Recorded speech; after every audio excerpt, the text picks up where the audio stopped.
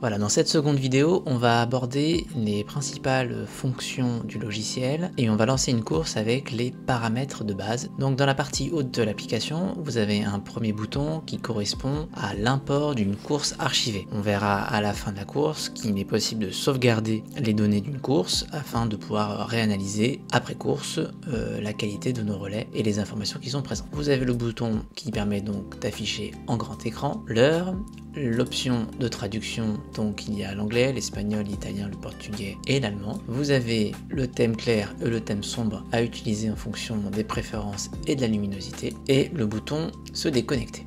Il y a également un bouton gris que l'on verra lorsque la course sera lancée. Ensuite, vous avez les paramètres de base qui sont la configuration de course et l'équipage. Dans la configuration de course, vous avez ces différents paramètres et dans l'équipage, vous pouvez mettre le nom d'une équipe et le nom de vos pilotes. Pour la démonstration, je vais importer un paramétrage que je viens d'effectuer avant la vidéo. On va le retrouver ici, c'est au format JSON.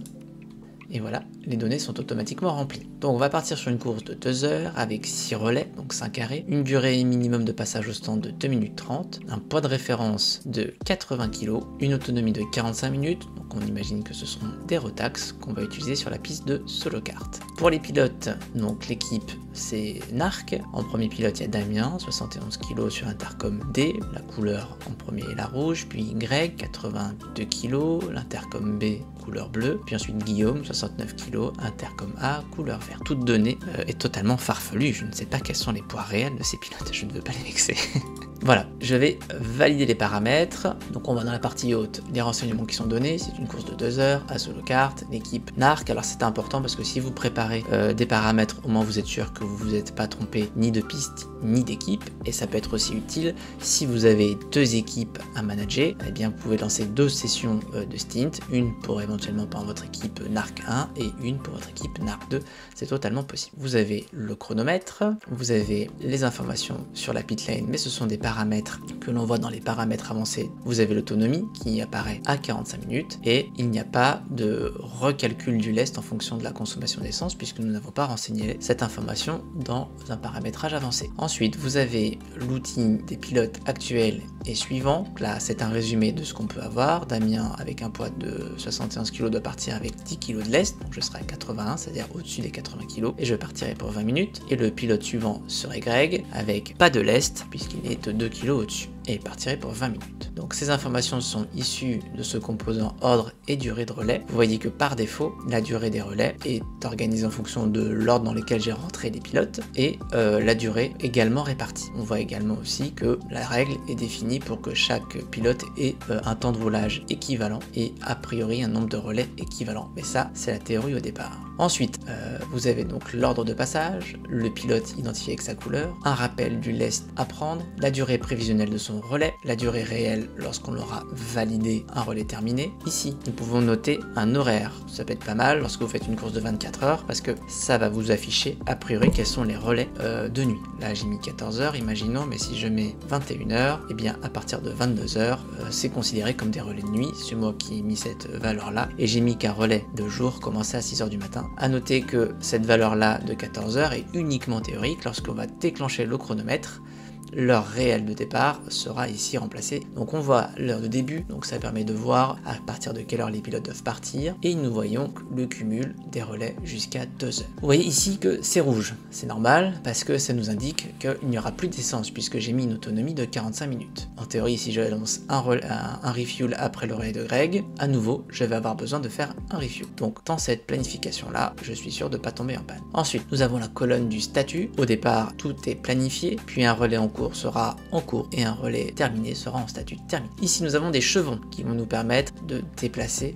les relais comme on le souhaite, sachant qu'un relais en cours ne peut pas être déplacé. Ensuite, imaginons que vous voulez modifier des éléments dans cette grille. Vous pouvez donc cliquer sur le petit crayon et vous pouvez changer le nom du pilote, vous pouvez changer la durée prévue de son relais. Ça, vous voyez, c'est ce que l'application m'a proposé. Maintenant, si on regarde un peu plus près la stratégie, je trouve pas ça pertinent que Greg prenne le relais juste après mon refuel, parce que en théorie le kart sera plus léger avec un peu moins d'essence, donc je préférerais décaler Greg juste juste après. Mais ce travail-là, je viens de le faire pour 6 relais. Si j'ai 35 relais, si à chaque fois que je lance Tint, je dois tout reparamétrer, c'est un risque d'erreur. Donc tout à l'heure, j'avais préparé une planification. Je vais donc aller chercher le plan de relais que j'avais établi. Et voilà. Vous avez la possibilité éventuellement, si vous voulez modifier, supprimer des relais et en ajouter. Voilà pour les paramètres de course. Nous avons ensuite la fonction Live Timing. Donc c'est un simple raccourci. Là, vous avez les pays. Là, vous avez la liste des pistes que j'ai réussi à trouver. Et lorsque je clique sur le bouton, j'ai donc un affichage du Live Timing. Enfin, dernière fonction, Team Talk, qui est un gestionnaire de notes. Là, on retrouve des notes que j'ai saisies tout à l'heure. En les sélectionnant, on peut faire réapparaître les messages. Si je veux en créer une nouvelle,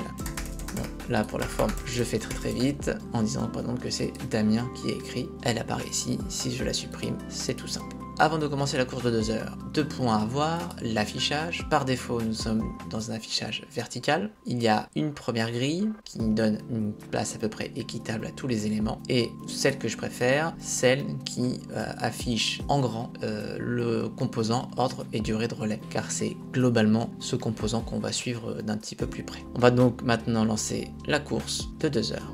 C'est parti. Voilà, donc dans cette vue, on peut diminuer certains affichages si on ne souhaite plus les apercevoir. On peut diminuer chacun des éléments et on a quand même une information qui reste en termes de chrono. On a un petit peu plus de visibilité sur l'écran principal. On va se retrouver tout à l'heure au moment du premier passage de relais. Voilà, ça fait déjà une vingtaine de minutes.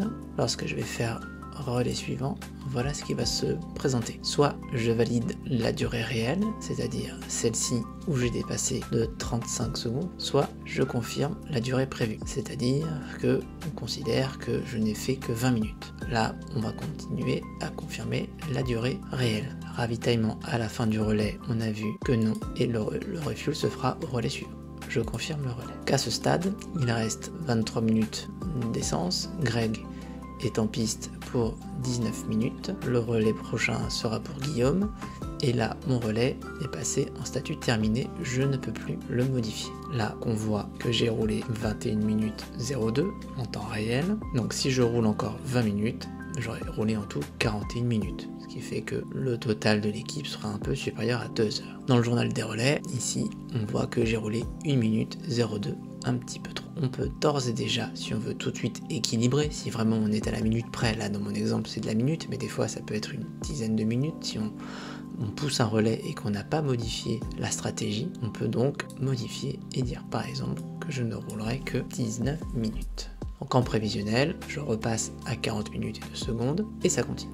Donc il ne reste plus que 3 minutes dans le relais de Guillaume, mais on voit que l'autonomie est un petit peu juste, donc on va anticiper son relais. Juste au passage, il y a un petit affichage clignotant lorsque le relais est inférieur à 5 minutes. C'est censé attirer l'œil pour se dire qu'on est en fin de relais. Greg va rentrer au stand et on prévoit un refuel. Donc relais suivant, là on ne peut pas valider autre chose que confirmer la durée réelle puisqu'on est en avance par rapport au temps prévu. On ne peut pas valider dans le futur. Et ici on voit qu'il y a un rappel, un arrêt fuel est planifié pour ce relais. Donc je confirme la durée réelle, le relais sera un petit peu plus court et je dis bien qu'il va y avoir un refuel. Je confirme. Donc on a remis de l'essence, Damien a roulé 40 minutes, Greg 17 minutes, donc il est un petit peu en retard, il devra rattraper, Guillaume est parti, et on voit dans le journal des relais que le relais était tenu 34 plus court que ce qui était prévu, et on a bien le rappel qu'un ravitaillement était fait. Comme tout à l'heure, je vais ajuster la durée du relais de Greg, donc il va falloir rajouter 2 minutes au relais de Greg. Voilà, et maintenant on va surveiller le relais de Guillaume.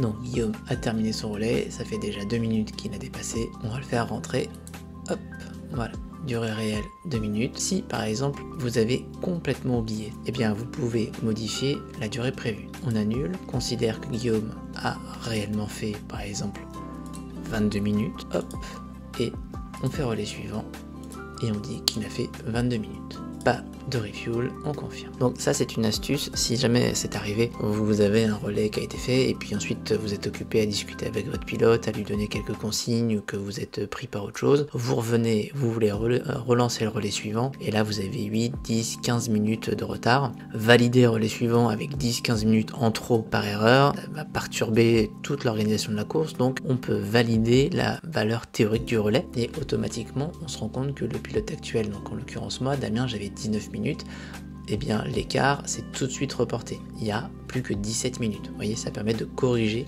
l'oubli éventuellement du team manager ou du second pilote qui est là pour organiser la stratégie. Pareil, on regarde, Guillaume a roulé 2 minutes de trop, donc on va planifier, lui mettre 2 minutes. Alors évidemment, hein, là on chipote par minute, mais des fois ça va être des 15-20 minutes lorsqu'on pousse des relais, et ben voilà, il faut réajuster au fur et à mesure. Allez, on se retrouve pour la fin du relais de Damien qui devra faire de l'essence. Allez, il reste plus beaucoup d'essence, on fait rentrer le pilote, il a fait son temps, il y a un fuel à faire, on confirme.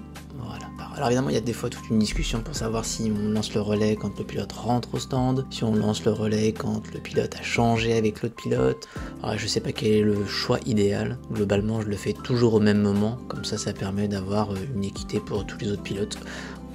Donc au final on voit que j'ai roulé 1 minute de trop, un peu plus que mes collègues, mais bon, ça fait partie des aléas de la course. Il reste donc plus que Guillaume, à qui il reste maintenant 16 minutes, et Greg, qui prendra le relais ensuite dans 16 minutes. Ok, il va rester 2 minutes dans le relais de Guillaume, donc on va le faire rentrer tout de suite pour que Greg ait assez de temps. Voilà, donc je vais valider tout de suite son entrée, et est-ce que je fais de l'essence ou pas? Non, c'est pas prévu, il y a assez d'autonomie. Et voilà, donc Greg est parti, il a 22-23 minutes devant lui. Voilà, il ne reste plus qu'1 minute en course. En théorie, il restait plus que 5 secondes, mais évidemment, comme on n'a pas forcément parfaitement corrigé, il va rouler 22 minutes et 54 secondes. Voilà, la course va se terminer. Et j'ai donc le message qui m'indique que je peux exporter les données. Et j'ai donc au final les temps de roulage par chaque pilote et les écarts par rapport à ce qui était attendu. Voilà, donc ça c'est l'exemple d'une course de 2 heures où tout s'est passé correctement. Je vais vous remontrer maintenant comment on charge les données. Donc je vais récupérer les données de course. Voilà. Et on récupère les informations. La récupération de ces données sera peut-être encore plus utile si j'arrive à récupérer des informations du live timing, notamment le rythme en course ou les chronos, les meilleurs temps, etc. de chaque pilote. Mais pour ça, il y a du boulot. La prochaine vidéo portera sur une course qui durera plus longtemps et dans laquelle on aura mis en place des paramètres avancés. Allez, à tout de suite.